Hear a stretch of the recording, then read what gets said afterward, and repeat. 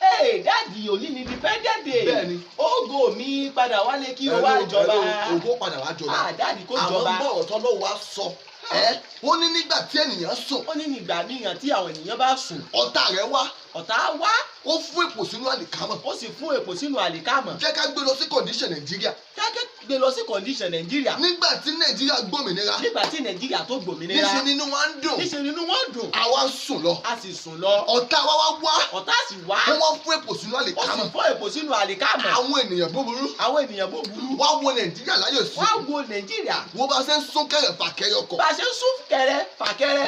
Bí ó dọ̀bù ìbàfò. Bí ó dọ̀pù tó wà ní Ó ìbàdàn. wá lè sunkún sí Ó Olúwa. ní sunkún sí Ó lè Olúwa. sunkún sí Olúwa. Wọ́n ní kò sunkún sí Olúwa. Hello. Ta ló tún preach? A united Ta ló ń preach? Nigeria, Dáàdì àwọn where chọ́ọ̀chì the tó wà different níbẹ̀. tribes Ibẹ̀ and yẹn. tongues are not wedges of separation, but the joyful textures of our togetherness.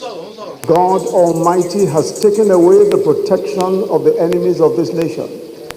He has taken away their powers. Wọ́n gbẹ́ ẹlẹ́dàá mú. O gbọ́ nǹkan tó sọ. Ó ní kò gbọ́. Gbọ́ nǹkan tó sọ. Ó ní kò gbọ́. Wàá pariwo. Ah! Ẹlẹ́dàá mi o. Yéè. Ta lẹni náà tó fi búrẹ́dì kó mi lómi ọbẹ̀ Tàlẹ́ni tó fi bẹ́ẹ̀dì tó dígì Ó yá lómi ọbẹ̀. lónìí. Lónìí.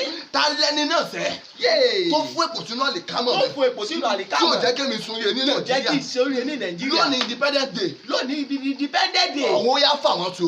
Ó yá fà wọ́n Ó tú. yá kó gbòmí wá ló kó wá jọba. Ah! Sọ́dà dúrà. Ògo mi padà wáyé kí o wá jọba.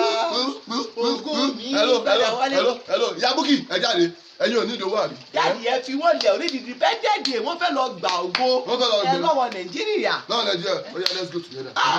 We are marching. Let your power flow in this place. Let your healing come.